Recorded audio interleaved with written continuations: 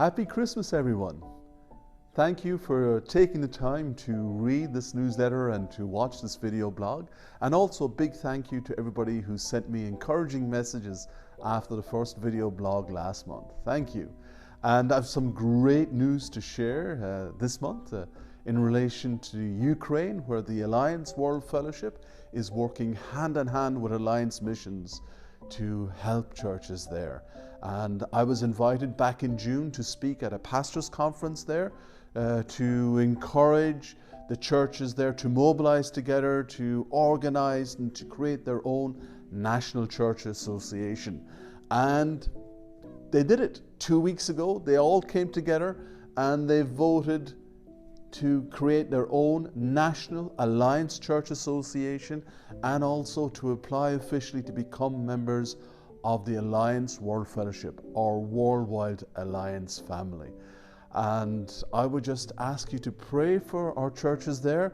The Ukraine is a big country in the center of Europe that has gone through difficult times over the last couple of years, and there are currently 1.4 million internally displaced people, we call them IDPs, in Ukraine due to the conflict in the east. And these people are effectively refugees in their own country, and there are over 300,000 of them in the capital city of Kiev.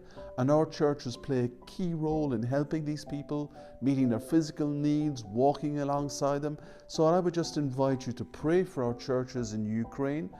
Pray for the people in the churches as they walk alongside those who are suffering and shining with the light of Jesus to share the truth about who He is and how He loves every man and woman. The other great news is that we have an Alliance DNA seminar, webinar, coming up in January to share the rich history, theology, and what it is to be part of the Alliance family. And I would just like to encourage everyone to sign up and follow the webinar that is happening at the end of January.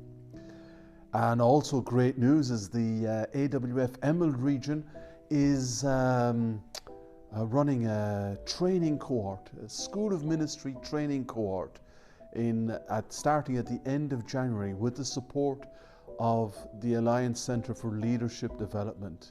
And the whole idea behind this is to provide online training that's cohort based to help prepare our men and women in our churches for leadership, both in local church ministry and in missions, to equip our people with the vision that we've always had in the Christian Missionary Alliance, to share the gospel, to reach those who don't know Jesus yet, wherever they may be, whoever they may be. And I would just like to encourage you to pray for it, and for the students who will be signing up for this test cohort. What we're going to do is we're running this test cohort to see how we can best contextualize the course so that it's really applicable in Europe. Because the big issue we have in the Alliance family in Europe is that outside of Spain, we don't have any Alliance training really available. So this is a first step to create an Alliance Training Institute for Europe. So we greatly appreciate your prayers in that department.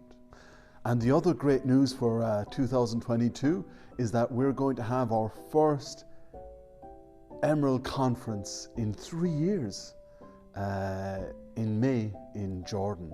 It's going to be a wonderful time for us to get together as a family and to share what God is doing through the Alliance family in our region.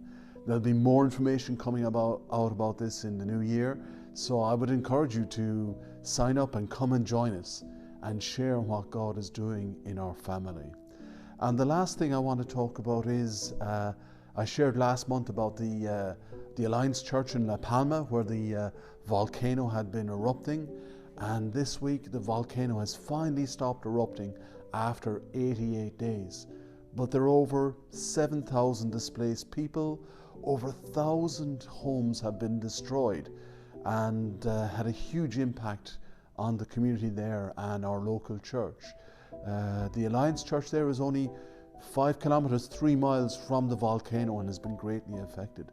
So I would simply ask you to continue pray for our church there, for Pastor Milagros and his family as they work to help everyone who's been affected by this volcano, sharing the love of Christ with those around them.